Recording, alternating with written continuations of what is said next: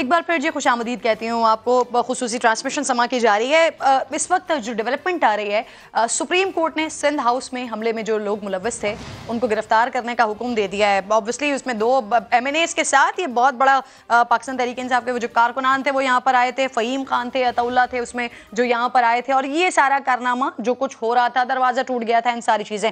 शहजाद अली मेरे साथ मौजूद हैं, ज़रा इनकी डिटेल ले लेती हूँ। शहजाद बताइएगा, सुप्रीम कोर्ट ने हुक्म दिया है इनको गिरफ्तार करने का, कब तक गिरफ्तारी मुमकिन है? बिल्कुल, सुप्रीम कोर्ट में आर्टिकल 63A की तशरीह के हवाले से सदारती रेफरेंस पर समाअत हुई। चीफ जस्टिस की सरबराही में 5 लुकिंग लार्जर बेंच इस केस की समाअत कर रहे हैं। बेंच में justice Munib Akhtar, justice Ijazul Hasan, justice Mazhar Alam Khan और जस्टिस जमाल खान शामिल हैं। समाअत के आगाज पर एडवोकेट जनरल सिंध ने सिंध हाउस हमला में मामला था उसको उठाया और अदालत को यह बताया कि FIR में इंसदाद दहशतगर्दी की दफात शामिल नहीं की गई। इस पर चीफ जस्टिस ने कहा, क्या हम अब FIR पर समाअत करें? इस नुक्ते पर समाअत शुरू की तो 3 दिन लग सकते हैं। चीफ जस्टिस ने यह भी कहा कि सिंध हाउस इंतजामिया कानूनी रास्ता इख्तियार करे। एडवोकेट जनरल इस्लामाबाद ने अदालत को बताया कि दहशतगर्दी की दफात मुकदमे में नहीं लगाई गई। अदालत ने यह भी कहा कि सिंध हाउस इंतजामिया जो है वो सेशन कोर्ट से राब्ता करे। मुनासिब होगा कि मुतलका फोरम इस हवाले से फैसला दे। अदालत ने यह भी इस्तफसार किया कि क्या मुकदमे में नाकाबिल जमानत दफात शामिल की गई हैं। सुप्रीम कोर्ट ने यह भी कहा कि IG को कहें कि अपना काम करें, ये हमारा काम नहीं। ठीक है, सिंध हुकूमत सेशन कोर्ट से रुजू कर सकती है। बहुत शुक्रिया आपका शहजाद, अपडेट कर रहे थे। पैनल पूरा मौजूद है, हैदर वहीद साहब भी हैं, एहतशाम अमीरुद्दीन भी ज्वाइन कर चुके हैं, उनको भी खुशामदीद कहती हूँ। हैदर साहब आपसे शुरू करते हैं सर, इस वाले इशू पर, सिंध हाउस पर हमले में जो लोग मुलव्वस थे सुप्रीम कोर्ट कह रही है गिरफ्तार करें जी उनको।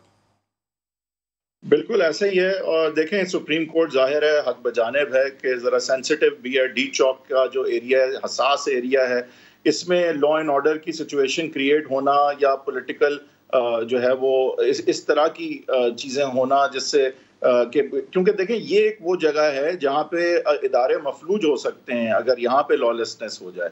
तो ख़ासकर इस एरिया के हवाले से सुप्रीम कोर्ट जो है वो ज़रा सेंसिटिव भी है और जाहिर है कि कानून यहाँ टूटा है और क्लियरली टूटा है, तो जाहिर है गिरफ्तारियां भी अमल में आनी चाहिए।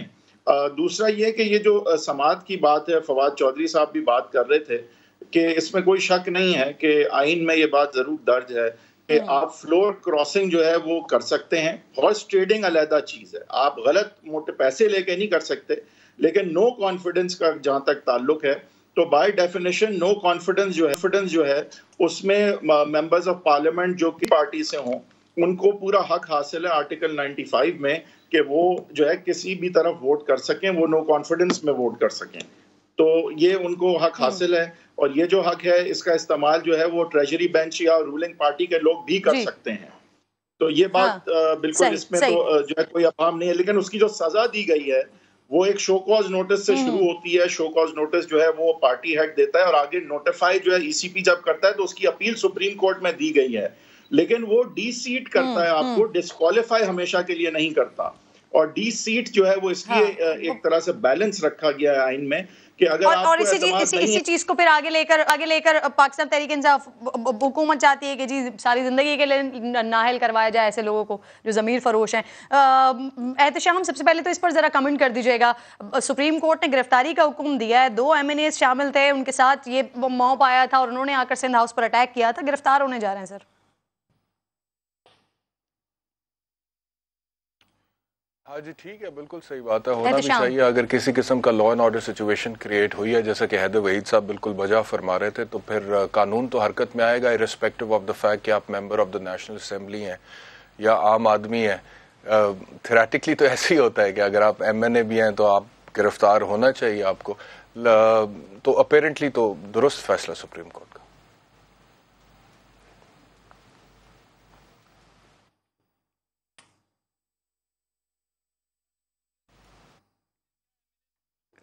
एहतशाम साथ ही मौजूद हैं, कादिर बंदुखेल साहब भी मुझे ज्वाइन कर चुके हैं पाकिस्तान पीपल्स पार्टी से। आप तमाम लोगों को एक बार फिर मैं खुशहाल हूँ।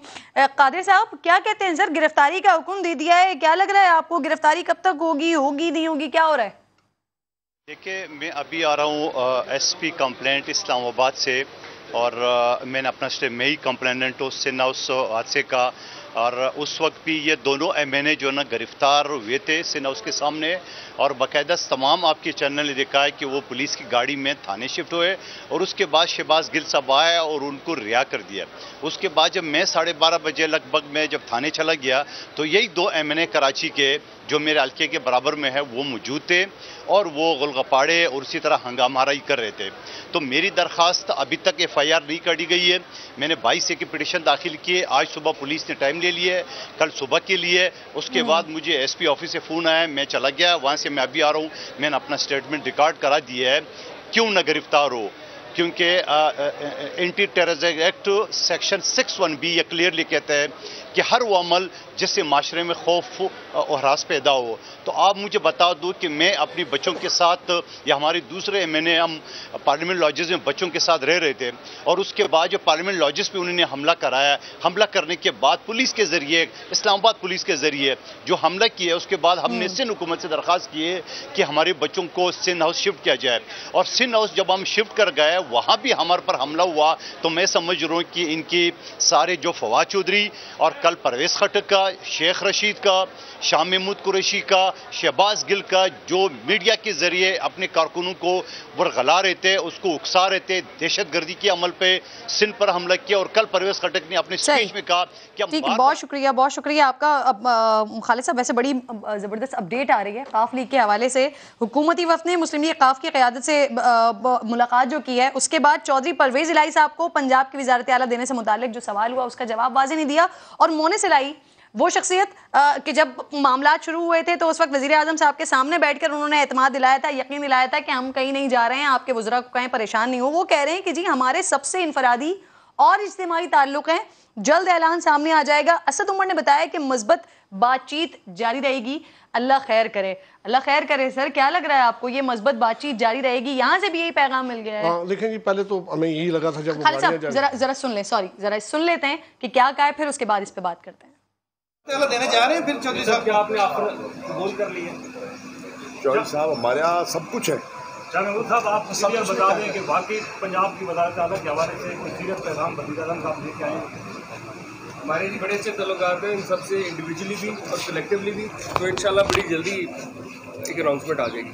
अच्छी मस्बत बातचीत चल रही है जी, जारी है। सवाल आपसे, ठीक है, प्रोग्रेस ठीक हो रही है। अपोजिशन के साथ या हुकूमत के साथ हो रही है? अपोजिशन होती है तो नजर आ रही है। गिला शिकवा उससे किया जाता है जिससे कोई उम्मीद होती है, कोई रिश्ता होता है। तो आपको इस लिहाज से देखें कि रिश्ता आज भी कायम है। कोई ऑफर किया आपने? हमारी बड़ी अच्छी मस्बत बातचीत हो रही थी, इंशाल्लाह ताला अल्लाह खैर करे। शाह महमूद कुरैशी साहब कह रहे हैं चौधरी साहब ही हमारा सब कुछ हैं, वही हमारा कुल असासा है। नहीं मनीफ साहब, काफ़ी देर से सर मैं बड़ा मिस कर रही थी आपको, फाइनली आप साथ मौजूद हैं। क्या होने जा रहा है सर, एक बार फिर यहाँ से भी यही पैगाम कि मज़बूत बातचीत आगे जारी रहेगी?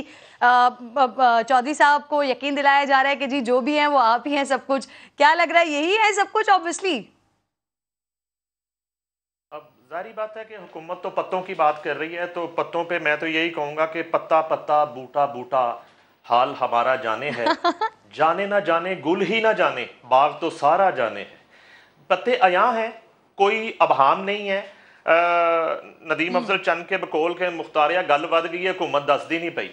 हुकूमत को पता है कि सूरत हाल इस वक्त किस तरफ जा रही है। और आज जो हुकूमती वफद गया है काफ लीग से मिलने, तकरीबन 3 से 4 दिन की ताखीर कर दी इन्होंने मुलाकात करने में जी। 25 मार्च बरोज जुमा लंदन से कॉल आती है मियाँ शहबाज शरीफ को, मियाँ नवाज शरीफ की, और सिर्फ उसमें काफ लीग जो है वो डिस्कस होती है और उनके मुतालबात डिस्कस किए जाते हैं। इससे पहले मियाँ नवाज शरीफ बिल्कुल रिलक्टेंट थे, और वो भी मैं उनकी रिलक्टेंस भी बता देता हूँ आपको कि वो फौरी इलेक्शन चाहते थे, जबकि काफ लीग की डिमांड थी कि जो 1.5 साल की मुद्दत है वो पूरी की जाए और 1.5 साल के लिए उन्हें वजारत आला पंजाब दी जाए। मियाँ नवाज शरीफ को आसिफ अली जरदारी साहब ने भी मनाने की कोशिश की, मौलाना फजलुर रहमान साहब ने भी मनाने की कोशिश की। पहले उन्होंने 2.5 माह का अरसा दिया इनको, अब फाइनली 6 माह पे बात पहुंची है और 6 माह के लिए उन्होंने कहा कि हम वजारत आला देंगे और 6 माह की बाद हम फ्रेश इलेक्शन की तरफ जाएंगे। मेरी इतलात के मुताबिक काफ लीग नून लीग के साथ अपने मामलात इस हवाले से तय कर चुकी है। आज की जो मुलाकात है, जाहिर है कि वो हक है तमाम फरीकों का कि वो उनके इत्तेहादियों के पास जाएं और उनको मनाने की कोशिश करें। अगर कोई ऐसी सूरत होती तो वहां से निकलते ही हुकूमती अरकान जो है वो एक प्रेस कॉन्फ्रेंस करते, साथ चौधरी परवेज इलाही साहब उनके खड़े होते और यहाँ पे कोई अनाउंसमेंट होती। अभी ये अनाउंसमेंट काफ लीग की तरफ से नहीं की जाएगी। ताखीर की मैंने बात इसलिए की कि यहाँ पंजाब में भी अदम एतमाद की तलवार लटका दी गई है वज़ीर आला पंजाब वसीम अकरम प्लस उस्मान बुज़दार साहब पर। अगर ये तहरीक पेश होने से कबल हुकूमत काफ लीग से इस तरह के मुज़ाकरात करते तो यकीनन उधर से कुछ ग्रीन सिग्नल मिल सकता था या वो हुकूमत के साथ जाने का फैसला करते। मोनस इलाही साहब का एक स्टेटमेंट जो उन्होंने वज़ीर आज़म पाकिस्तान के सामने अपने खिताब में जो है वो बात की थी, उसके अलावा बिल्कुल नाला रही काफ लीग हुकूमत से। हुकूमत के इत्तेहाद में जरूर थी मगर बकौल हुकूमती अरकान वो साथ नहीं थी। चौधरी परवेज जी, और सर वो कितनी नाला थी जब नदीम साहब ने इंटरव्यू किया था परवेज इलाही साहब का, तो वो नजर आ रहा था उनके इंटरव्यू में जो कुछ फिर हुकूमती कारकर्दगी पर बात की और जो उन्होंने पिछले 6 महीने के स्पेशली उन्होंने हवाले दिए, तो वो नजर आ रहा था कि कितनी नाला है हुकूमती कारकर्दगी से। फिर पंजाब में वो कितनी नाला है। तौफीक भट्ट साहब, जो नईम हनीफ साहब कह रहे हैं कि बहुत देर कर दी है हुकूमत ने, ये 3-4 दिन पहले मामलात होने चाहिए थे। और इनकी जो इत्तलात हैं, अमूमन नईम हनीफ साहब की खबरें जो होती हैं ना वो बड़ी सही और मुसद्दिका होती हैं, और वो कह रहे हैं कि उनकी इत्तलात हैं मामलात सेट हो गए हैं ऑपोजिशन के साथ, मुस्लिम लीग नून के साथ, सर काफ लीग के। देखिए, गुजारिश ये है कि नईम हनीफ साहब को हम भी पढ़ा है, वो अंदर की खबर उनके पास मेरी है कि बात जरदारी साहब ने काफी हद तक शहबाज शरीफ साहब को इस बात पर राजी कर लिया था कि हम पंजाब में चौधरी परवेज इलाही साहब को बतौर वजीर आला लेके आते हैं, जो बाकी मुद्दत है असेंबलियों की। लेकिन उसमें बड़ी रुकावट जो है वो मियां नवाज शरीफ साहब थे, और वो कहते थे कि नहीं, ये बात नए इलेक्शन की तरफ ही जानी चाहिए। लेकिन अब जो नए हालात पैदा हो रहे हैं और नई जो सूरत हाल पैदा हो रही है, उसके मुताबिक शहबाज शरीफ साहब ने मेरी इत्तला नवाज शरीफ साहब को काफी हद तक इस बात पर कन्विंस कर लिया है कि अगर हम पंजाब में जो वजारत आला है वो काफ लीग को दे दें तो हमारे लिए बहुत सी आसानियां पैदा हो सकती हैं इमरान खान को राह से हटाने के लिए। लेकिन अब ये आगे चल के फैसला करेगा, वक्त फैसला करेगा कि उनके लिए आसानियां पैदा होती हैं या इससे उनके लिए मजीद मुश्किलात पैदा होती हैं। देखें, कुछ अखलाकियात भी होती है। मैं ये समझता हूँ कि इस वक्त चौधरी जो परवेज इलाही साहब हैं, उनका एक खास इमेज है, और अगर इस वक्त इस मौका पे उन्होंने जो है वो महज वजारत आला की खातिर जो एक सियासी प्रोसेस जो इस वक्त चल रहा है उससे वो अलग हो गए, तो उनकी जो एक कारकर्दगी के हवाले से और उनकी सियासत के हवाले से जो एक साख है उस पर एक बहुत बड़ा सवालिया निशान होगा। तो इस वक्त चौधरी बरादरान को भी बड़ा सोच समझ के फैसला करना चाहिए और सवालिया निशान गालिबन उसी तरफ आप कह रहे हैं जिधर मैं समझ रही हूँ कि उनकी कारकर्दगी, उन्होंने जो काम किया पहले, तो वो उनकी शायद अवामी मकबूलियत बड़ी क्वेश्चनेबल हो जाएगी सर, अगर इस तरफ टिल्ट होता है, इस तरफ जाते हैं, इस तरह का मामला करते हैं जो कि बता रहे हैं नईम हनीफ साहब। देखिए, अवामी मकबूलियत का जहाँ तक ताल्लुक है वो तो उसकी तो आप बात छोड़ दें। अगर उनकी अवामी मकबूलियत होती तो वो कौमी असम्बली में इस वक्त उनकी 5 सीटें हैं, जिनमें से 2 जो हैं वो खालिसतन मैं समझता हूँ कि वो पीटीआई का अतिया है। इसी तरह से वो पूरे सूबे में जिसमें 371 सीटें हैं उनमें उनके टोटल 10 सीटें हैं। मकबूलियत का मामला तो आप छोड़ दें, अलबत्ता ये ज़रूर है कि वो इस वक्त इस पोजीशन में है, ख़ासतौर पे पंजाब में, कि वो हमारे वो पंजाबी में वो पास्कू का लफ्ज़ इस्तेमाल किया है, वो तवाज़न उनके हाथ में है। वो इधर जाएं तो इनको फायदा हो जाता है, उधर जाएं तो कहाँ बार्गेनिंग पोजीशन अच्छी हो सकती है। उसी वजह से वो बार्गेनिंग पोजीशन में है और यही काम वो कर रहे हैं। एक बात और जो है ना वो ज़रूर ज़हन में रहनी चाहिए कि यहाँ पे 5 सीटें कौमी असम्बली में होते हुए उनको 2 वजारतें मिली हुई हैं, एक पार्लिमानी सेक्रेटरीशिप मिली हुई है।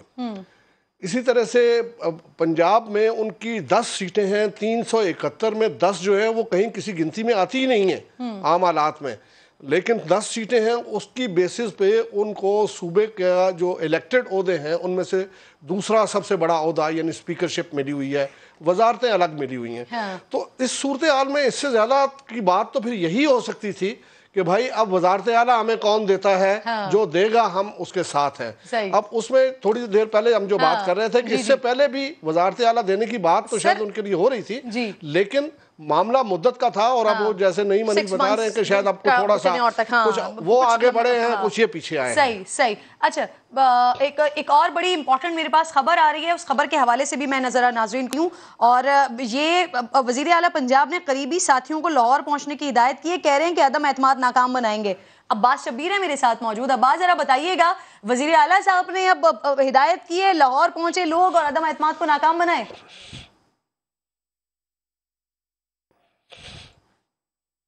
अब्बास शब्बीर हैं मेरे साथ मौजूद?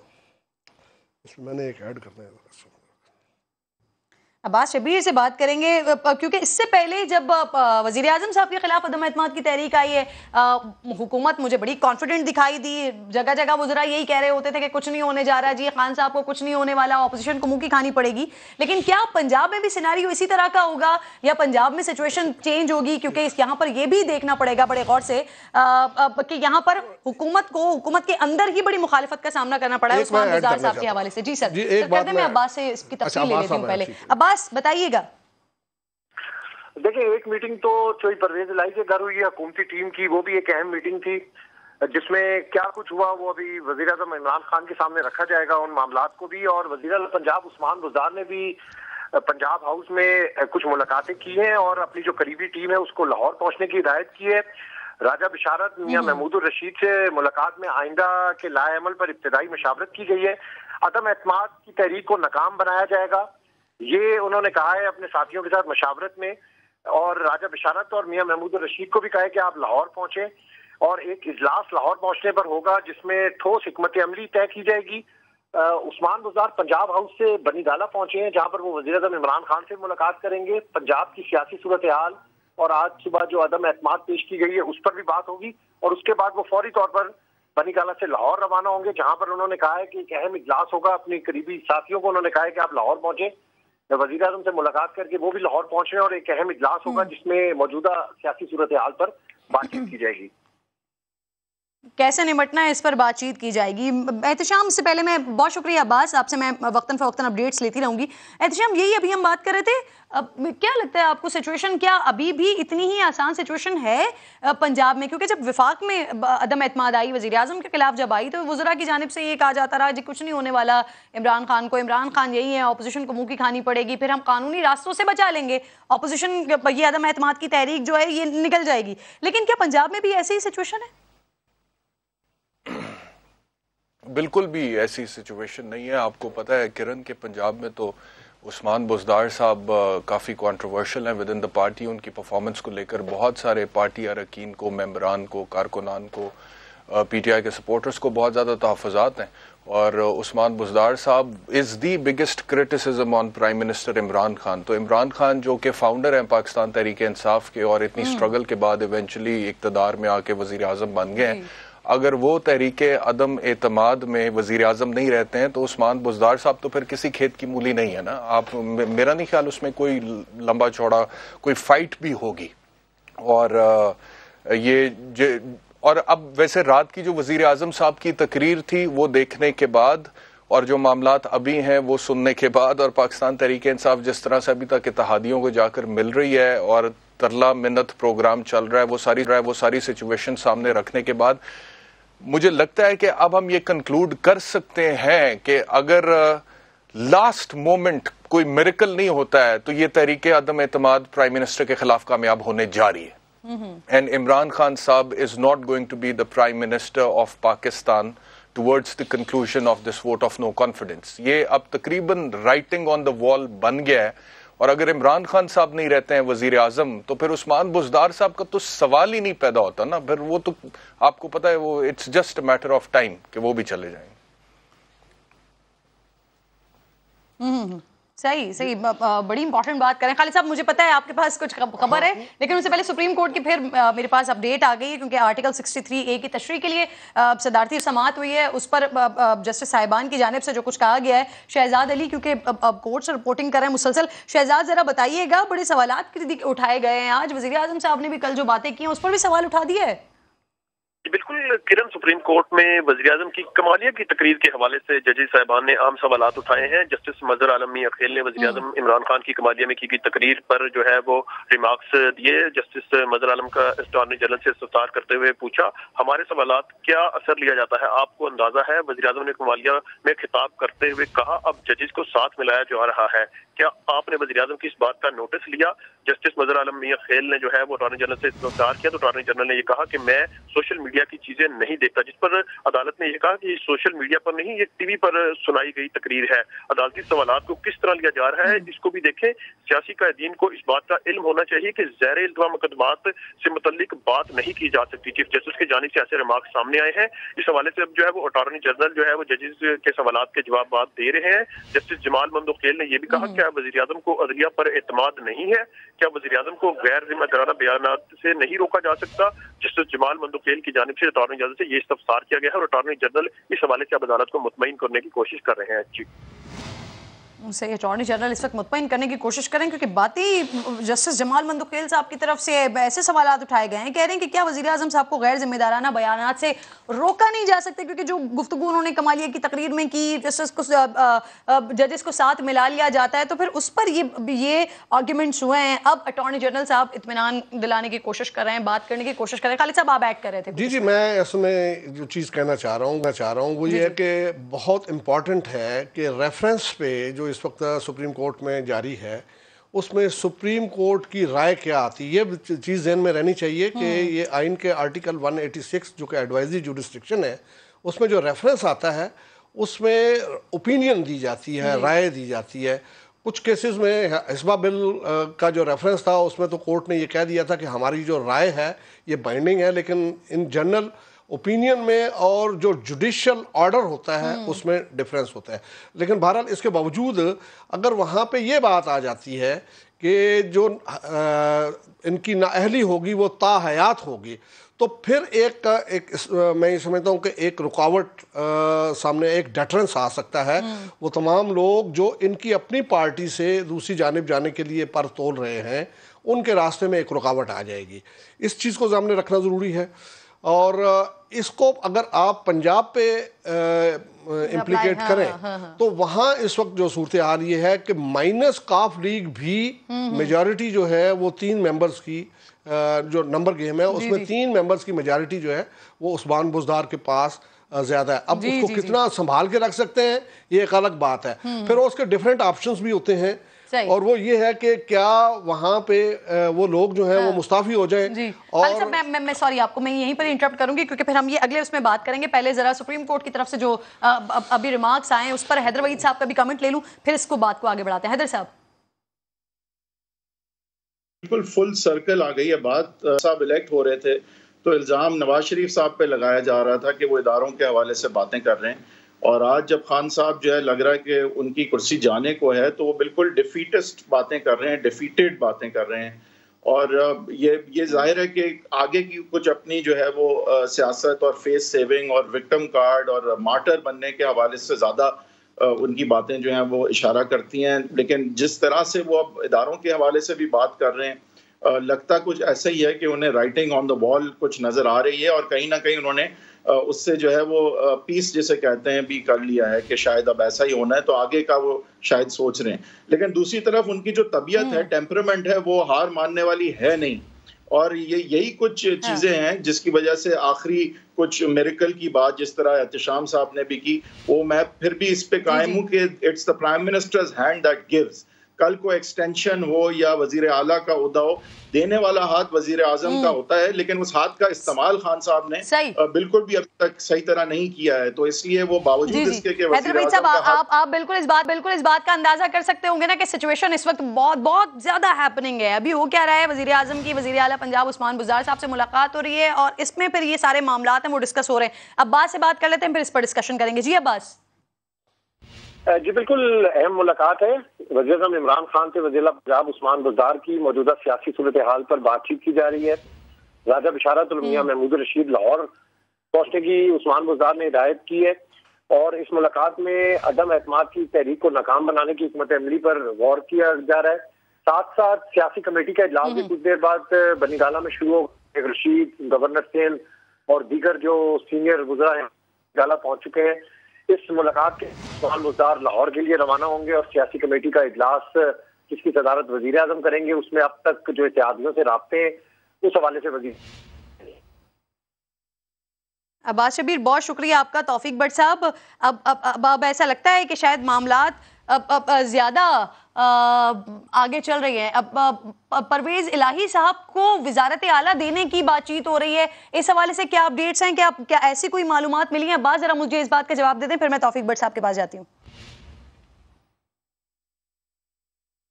तौफीक भट्ट साहब, सर अब लग रहा है कि हुकूमत भी आ गई है फाइनली। अब जो दिखाया ये जा रहा था कि शायद कोई टेंशन नहीं है, हम बिल्कुल रिलैक्स हैं, लेकिन अब ऐसा लग रहा है कि हुकूमत भी अब सरपटा गई है कि क्या हो रहा है। यहाँ भी अदम एतमाद, वहाँ भी अदम एतमाद। अब वज़ीर आला वज़ीर आज़म साहब की मुलाकात हो रही है, आगे इजलास भी होने जा रहा है। सर जाहिर है कि उनके जाहिर है कि इनके जो निकम्मे मुशीर हर वक्त इनके इर्द गिर्द हमें घूमते और फिरते हुए और अपने सियासी मुखालफीन को गालियां देते हुए सरेआम टीवी चैनल्स पे नजर आते हैं, उनके मशवरों से खान साहब मामलात को इस हद तक बिगाड़ की इस हद तक ले आए हैं कि अब साफ जाहिर होने लगा है कि उनके जो उनका जो इक़्तिदार है वो खत्म होने की तरफ जा रहा है। गो के मैं ये दुआ कहूँ कि वो अब भी कोई ऐसा मौजज़ा हो जाए और वो कुछ ऐसी हिकमत अमली अपनाएं कि जिससे उनका जो बकिया मुद्दत है वो पूरी हो जाए और वो जो बाद में इलेक्शन के करीब इस चीज को कैश करवाएंगे कि जी मुझे फलां ताकत ने अपने इक़्तिदार की, हमने तो बड़े काम करने थे और हमें इक़्तिदार की मुद्दत पूरी नहीं करने दी गई और उसका उनको कोई सियासी फायदा हो, तो बेहतर ये है कि अभी जो खान साहब तकरीरें कर रहे हैं उसमें एक दो जगह उन्होंने ये कहा कि ये साल तो ये काम होना था, ये काम होना था। साहब ने भी इनफैक्ट ये बात कही कि अगर हम इस तरह से जाते हैं तो फिर 2/3 अक्सरियत के साथ वापस आएंगे। खालिद साहब एक जुमला देना चाह रहे हैं, मुझे इजाजत दीजिएगा, एक जुमला ले लूं फिर मैं ब्रेक लूंगी। जुमला ये है जी कि अगर आज काफ लीग के और हुकूमती टीम के जो मामलात हैं वो तय पा गए हैं और परवेज़ इलाही को वजारत आला देने पे इत्तफाक हो गया है, तो फिर वज़ीर आज़म के खिलाफ तहरीक अदम एतमाद की वोटिंग से पहले उस्मान बुज़दार का इस्तीफ़ा आ जाएगा। अगर उस्मान बुज़दार का इस्तीफ़ा नहीं आता तो फिर समझ लें कि इनके मामलात वहाँ तय हो गए। ठीक है जी, सेनेटर अफनानुल्लाह साहब ज्वाइन करेंगे ब्रेक के बाद। एक छोटा सा ब्रेक ले रही हूँ, ब्रेक के बाद वापस आती हूँ।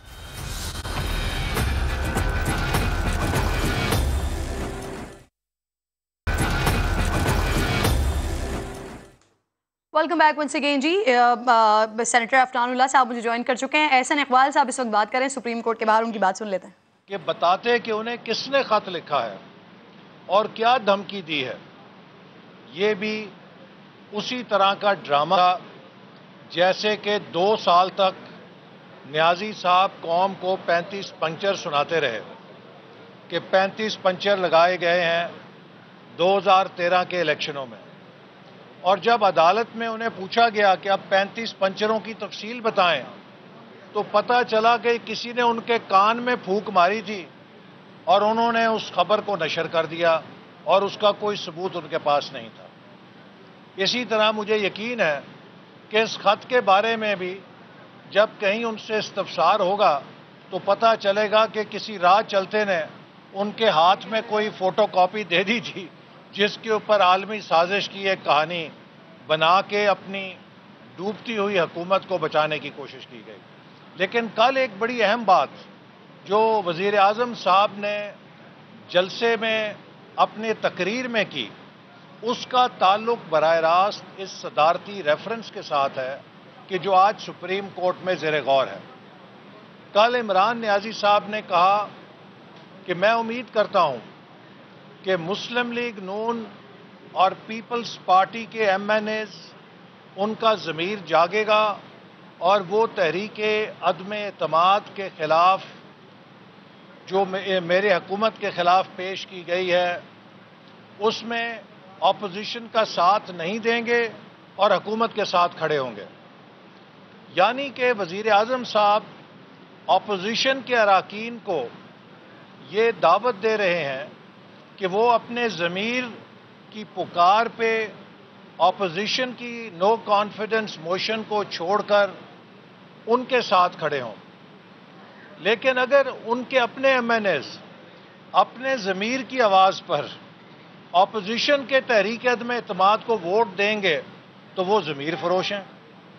क्या ये खुला तज़ाद नहीं है कि आप अगर पंजाब के अंदर मुस्लिम लीग नून के एमपीएस को तोड़ें, उन्हें इनहराफ कराएं अपनी पार्टी से, उन्हें आप डेवलपमेंट फंड्स दें, उनके साथ आप हॉर्स ट्रेडिंग करें, वो आपके लिए हलाल है, वो ज़मीर की आवाज़ है। लेकिन अगर कोई हुक्मरान जमात का रुकन असेंबली आपकी पॉलिसियों से तंग आकर अपना प्रोटेस्ट दे के अपोजिशन के साथ खड़ा हो, जहां के उसे मालूम है कि हुकूमत की सख्तियों का निशाना बनेगा, वो ज़मीर फरोशी है। तो इमरान खान साहब अपनी जेब से अपनी मर्जी का ज़ाब्ता, अपनी मर्जी का अखलाकियात निकालते हैं और जो उन्हें सूट करता है उसको एक आला दर्जे की रियासत मदीना की लेबल लगा के कौम के सामने पेश कर देते हैं। मैं समझता हूं कि ये झूठ और फ्रॉड का वक्त गुजर चुका है। इस हुकूमत ने पाकिस्तान की मईशत का, पाकिस्तान की आलमी स्टैंडिंग का, पाकिस्तान के अंदरूनी इत्तेहाद और सलामती का जितना नुकसान किया है वो नाकाबिले तलाफ़ी है। और अब इमरान साहब मुल्क के अंदर एक सियासी हिजान अपने हमायतियों में पैदा करके मुल्क को जत्थों के तशद्दुद और इन सियासी इंतहा पसंदी की तरफ धकेल रहे हैं। उनसे बेहतर कोई नहीं जानता कि मैच स्टेडियम में तमाशाई भरने से नहीं जीता जाता। मैच जीतने के लिए खान साहब आपको पिच पे खड़े होकर विनिंग स्कोर करना होता है और विनिंग स्कोर 172 है। अगर आप 172 का विनिंग स्कोर की इनिंग नहीं खेल सकते तो आप स्टेडियम के अंदर पूरी दुनिया के तमाशाई ला के खड़े कर दें, आप मैच हार चुके हैं। क्योंकि आप कौमी असेंबली में अरकान की अक्सरियत का एतमाद खो चुके हैं। आपके अपने इत्तेहादी आपकी हमायत करने से हिचकिचा रहे हैं। आपके अपनी जमात के अरकान आपकी अवाम दुश्मन पॉलिसियों से नाला हैं। अगर आप वाकई स्पोर्ट्समैन थे तो आपको स्पोर्ट्समैनशिप का मुजाहरा करते हुए अब तक खुद को रिटायर्ड हर्ट कर लेना चाहिए था, या आप अपने आप को टीम से निकाल चुके होते।